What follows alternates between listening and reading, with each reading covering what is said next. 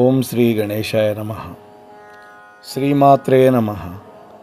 శివాయ గురవే నమః.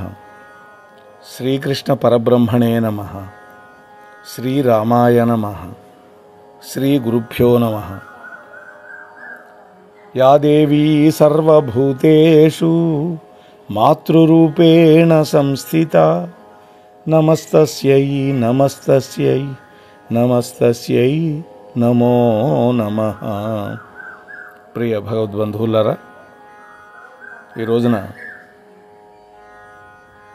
తెలుగు కవయిత్రి వెంకటేశ్వర స్వామికి పరమ భక్తురాలు తరిగొండ వేంగమాంబ గారి గురించి కొద్దిగా తెలుసుకుందాం. 2017 సంవత్సరంలో ₹5 తపాలా బిళ్ళ కూడా ఈమె యొక్క చిత్రంతో విడుదల చేశారు భారత ప్రభుత్వం. ఈ వెంగమాంబ గారు 18వ శతాబ్దానికి చెందినటువంటి తెలుగు కవయిత్రి. తిరుమల వెంకటేశ్వర స్వామికి అనుంగు భక్తురాలు. వెంకటాచల మాహాత్మ్యము పద్యకావ్యంగా రాసింది. అలాగే ద్విపదలో భాగవతం రాసింది. ఈ తల్లి యొక్క జీవిత చరిత్ర తెలుసుకోవటం ఎంతో మంచిది.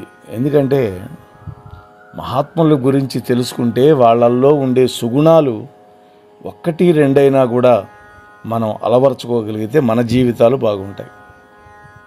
తరిగొండ వేంగమాంబ గారు చిత్తూరు జిల్లా గుర్రంకొండ మండలంలో ఉన్నటువంటి తరిగొండ అనేటువంటి గ్రామంలో వాసిష్ఠ గోత్రీకుడైనటువంటి కానాల మంగమాంబ కృష్ణయ్య అనేటువంటి నందవరీక దంపతులకి 1730వ సంవత్సరంలో పుట్టింది. వెంగమాంబ బాల్యంలో తన తోటి పిల్లల్లాగా ఆడుకోకుండా ఏకాంతంగా కూర్చొని భక్తి పారవస్యంలో మునిగిపోయేది, ప్రహ్లాదుల్లాగా.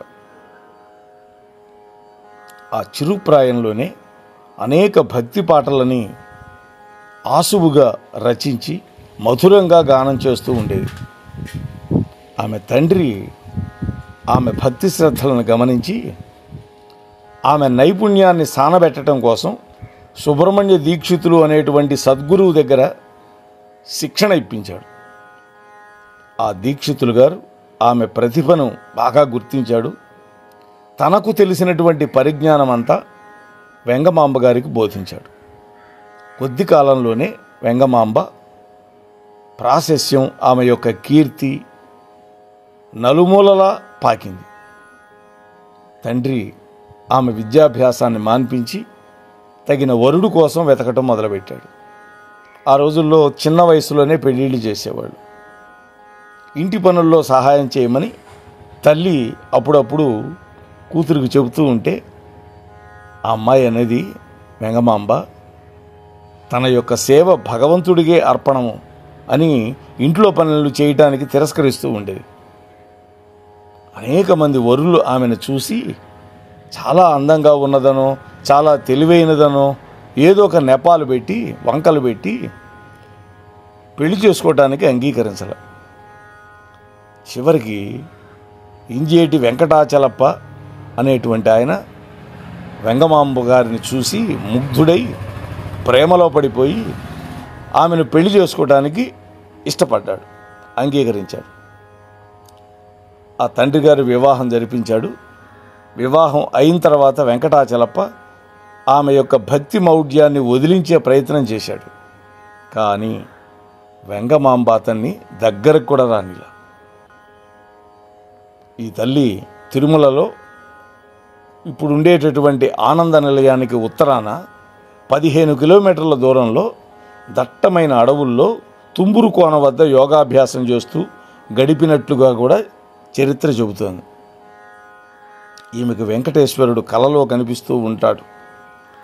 తిరుమలలో ఉత్తర వీధిలో మాడవీధులు ఉన్నాయి. 4 పక్కల ఉత్తర మాడవీధిలో ఆ ఉత్తర దిక్కులో ఉన్నటువంటి వనంలో ప్రస్తుతం ఉన్న ఒక పాఠశాల ఉంది. అక్కడ ఈమె సమాధి ఇప్పటికి కూడా మనం చూడవచ్చు. ఈ తల్లి ప్రతి రాత్రి ఊరేగింపుగా తన ఇంటి ముందరకు వచ్చేటటువంటి భోగ శ్రీనివాసమూర్తికి వెండి పళ్ళెరంలో ముత్యాల హారతి ఇస్తూ ఉండేది సార్. ఇందుకోసం ఒక్కొక్క రోజు నగిషీలు చెక్కబడినటువంటి వెండి పళ్ళెంలో ఒక్కొక్క దశావతార ఘట్టాన్ని సమర్పించేది సార్ పాట రూపంలో. ఈ విషయం 1890వ సంవత్సరంలో ఈస్ట్ ఇండియా కంపెనీ వాళ్ళు తయారు చేసినటువంటి కైంకర్య పట్టి వల్ల మనకు తెలుస్తుంది. ఈమె తన జీవితాంతం శ్రీ వెంకటేశ్వరుని ఆరాధించింది.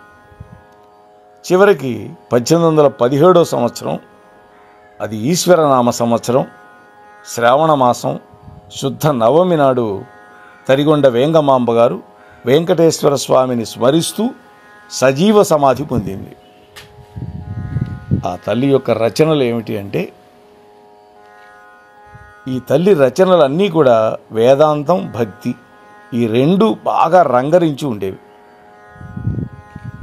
పద్యకావ్యాలైతే వెంకటాచల మాహాత్మ్యం, అష్టాంగ యోగం. ద్విపద అంటే రెండు లైన్లు ఒక ఇదన్నమాట ద్విపద కావ్యం. గోన బుద్ధారెడ్డి గారు కూడా రామాయణాన్ని రాశాడు. ద్విపద భాగవతం 11వ స్కంధం, 12వ స్కంధం.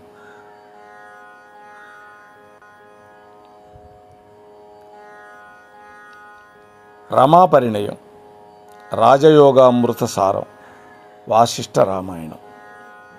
ఇంకా శతకాల విషయంకి వస్తే శ్రీకృష్ణ మంజరి, తరిగొండ నృసింహ శతకం. యక్షగానాలైతే నృసింహ విలాసం, శివలీలా విలాసం, బాలకృష్ణ నాటకం, విష్ణు పారిజాతం, రుక్మిణీ నాటకం, గోపీ నాటకం, చెంచు నాటకం, ముక్తికాంత విలాసం, జలక్రీడా విలాసం, ఇవన్నీ రాసింది. ఆమె రచన వైశిష్యాన్ని గనక మనం పరిశీలిస్తే, ఈ తల్లికి సాహిత్యంలో మెళకువలు, రహస్యాలు తెలియకపోయినా, అలంకార వ్యాకరణాది శాస్త్రాలు చదవకపోయినా, కేవలం తన ఇష్టదైవం తరిగొండ నరసింహస్వామి దయ వల్ల కవిత్వం చెప్పడం వచ్చింది అని ఆమె చెప్పుకుంది. తాను రాసినటువంటి కృతి వెంకటాచల మాహాత్మ్యం.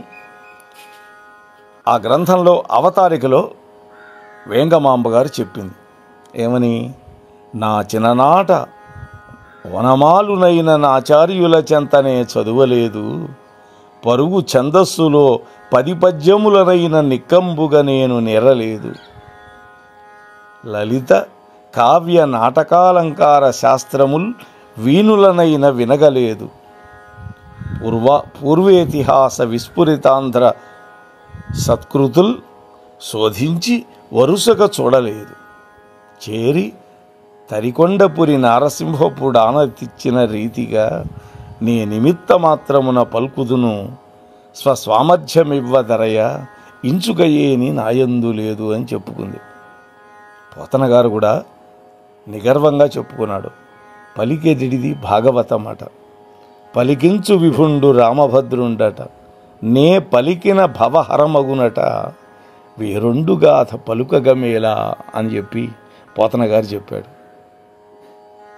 అట్లాగే ఈ తల్లి కావ్య రచనలో పూర్వకవులు తొక్కని దారి లేనే లేదు, చెప్పని భావాలు లేవు.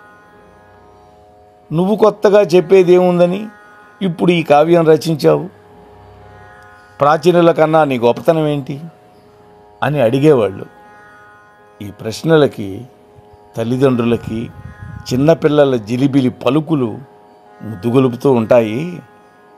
ఈ తరిగొండ వేంగమాంబ పండితులని, ప్రజలని వేడుకుంది. తన కావ్యంలో ఉండే మాధుర్యాన్ని రుచి చూపించింది.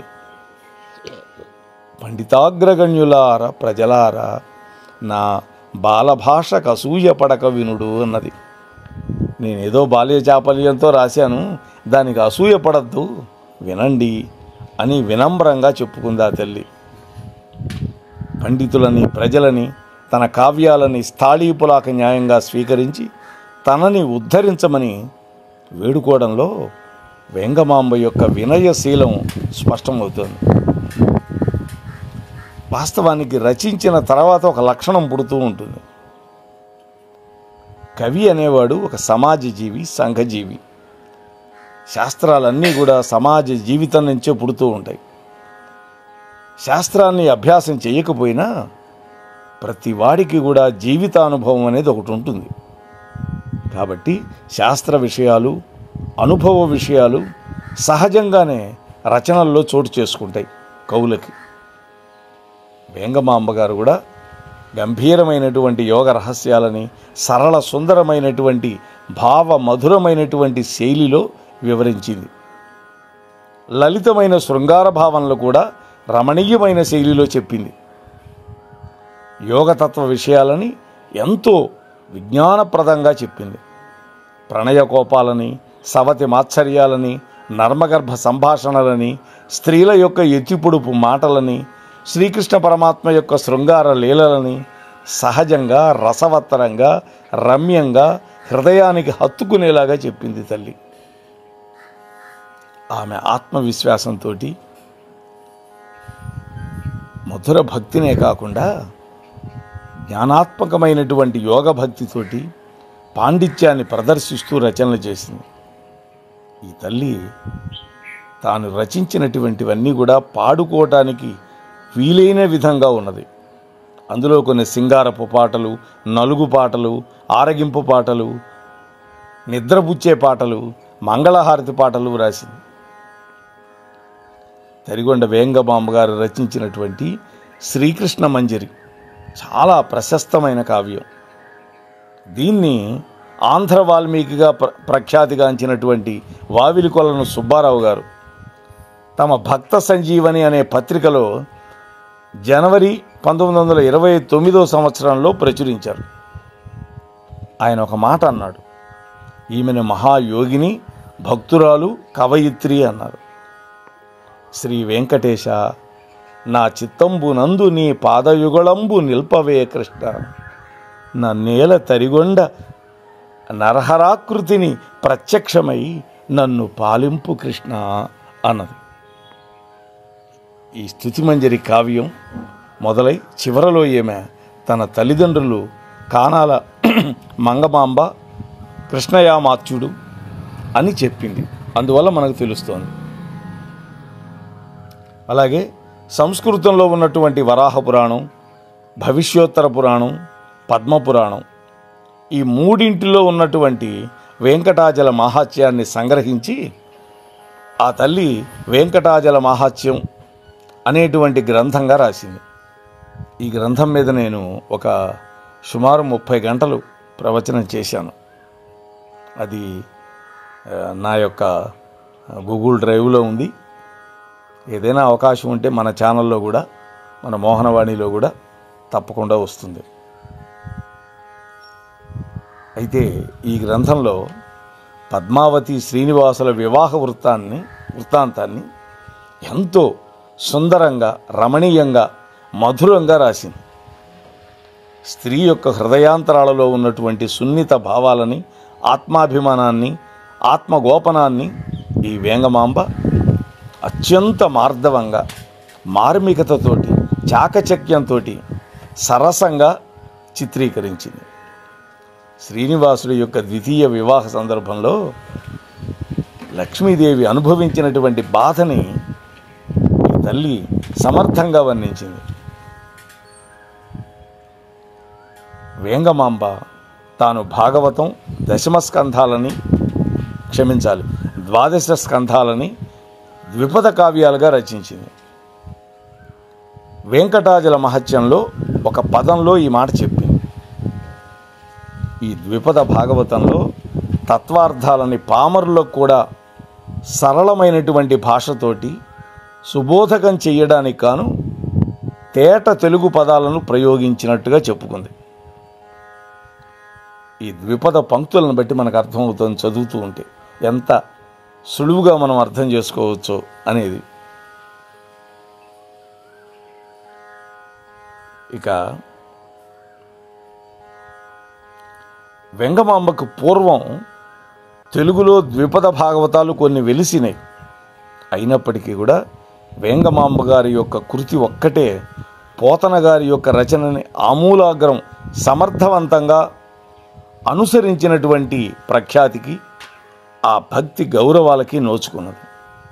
ఇందువల్ల ఆ 18వ శతాబ్దంలో వెంగమాంబకు అందుబాటులో ఉన్నటువంటి పోతన భాగవత ప్రతిని, ఆ పాఠాలను గుర్తించగలనటువంటి అవకాశం ఈనాడు మనకి ఆమె రాసినటువంటి ఆ ద్విపద కావ్యం వల్ల సిద్ధిస్తూ ఉన్నది. వెంగమాంబ గారు పోతన రచనను యథాతథంగా ద్విపద కావ్యంగా చిత్రీకరించినప్పటికీ కూడా ఆమె అక్కడక్కడ కథలో కొన్ని చిన్న చిన్న మార్పులు కూడా చేసింది. ఇక విశేషాలు చూస్తే ఇన్ని గ్రంథాలు రాసినటువంటి కవయిత్రులు ఆ కాలంలో లేరు. ఇటీవలే వెంగమాంబకు సంబంధించిన జీవిత విశేషాలని, రచనలని వివరాలు తెలియజేస్తూ ఒక జాతీయ సదస్సుని తిరుమల తిరుపతి దేవస్థానంలో వాళ్ళు ప్రారంభించారు. ఆమె రాసినటువంటి కీర్తనలకు కూడా ప్రాచుర్యం కల్పించే లక్ష్యంతో జీవనగానం అనేటువంటి సీడీని 2007లో విడుదల చేశారు. అలాగే ఉత్తర మాడవీధిలో నివసించే తరిగొండ వేంగమాంబ హారతి తీసుకోకుండా బ్రహ్మోత్సవాల సమయంలో ఆమె ఇంటి నుండి, ఆ ఇంటి ముందు నుండి కదలని రథానికి గుర్తుగా ప్రతిరోజు కూడా రాత్రిపూట ఏకాంత సేవ తర్వాత వేంగమాంబ గారు పాట పాడి హారతి ఇవ్వమని భక్తులు అర్చకులు అడిగేవాళ్ళట ఆమెని. కాలక్రమంలో అది ఒక సేవగా స్థిరపడిపోయింది. ఇప్పటికీ ఈ సేవనే తరిగొండ ముత్యాల హారతి అని పిలుస్తున్నారు. వేంగమాంబ తర్వాత ఆమె దత్తపుత్రిక దీనికి వారసురాలైంది. అదే పరంపర నేటికి కూడా కొనసాగుతోంది. అలాగే ఆ తల్లి పేరుతోటి అన్నదాన సత్రాన్ని కూడా అద్భుతంగా ఏర్పాటు చేశారు తిరుమలలో. పూర్వం దర్శనం చేసుకొని వచ్చిన తర్వాత టికెట్లు ఇచ్చేవాళ్ళు కదా, అలా కాకుండా ఇప్పుడు ఉదయం పూట అల్పాహారం, మధ్యాహ్నం భోజనం, రాత్రిపూట కొన్ని వేల మంది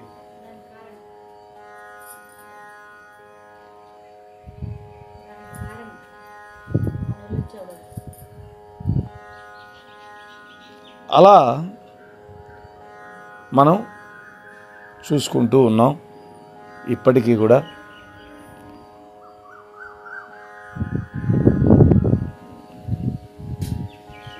అనేక మంది మహాత్ములు ఈ కార్యంలో ఇప్పటికీ పాలు పంచుకుంటూ ఉన్నారు. నిత్య కళ్యాణం పచ్చతోరణంగా వెలిగిపోతూ ఉన్నటువంటి ఆ తిరుమలలో వేంగమాంబ గారు నివసించి జీవ సమాధి పొందింది అంటే ఆ తల్లి జీవితం ధన్యం. అటువంటి తల్లి గురించి 4 మాటలు ఈరోజు మీతో ముచ్చడించే భాగ్యం కలిగించినందుకు మన ఛానల్ అధినేత అయినటువంటి అక్కునూరి వారిని మరొకసారి అభినందిస్తూ ముగిస్తూ ఉన్నాను. స్వస్తి. మోహన్వాణి తెలుగు పోడ్కాస్ట్ వింటున్న శ్రోతలందరికీ హృదయపూర్వక ధన్యవాదాలు. వినండి, వినిపించండి, వింటూనే ఉండండి మోహన్వాణి తెలుగు పోడ్కాస్ట్. మీరు వింటున్నారు మోహన్వాణి. మా కార్యక్రమాలు మీకు నచ్చితే ఇప్పటివరకు మా ఛానల్కి సబ్స్క్రైబ్ చేసుకోకపోతే వెంటనే ఈ క్షణమే సబ్స్క్రైబ్ చేసుకుని ఆ పక్క నుండే బెల్ బటన్ని మ్రోగించి అందరికీ షేర్ చేసి మీ విలువైన కామెంట్ను కూడా చేసి మమ్మల్ని ప్రోత్సహిస్తారని కోరుతున్నాను.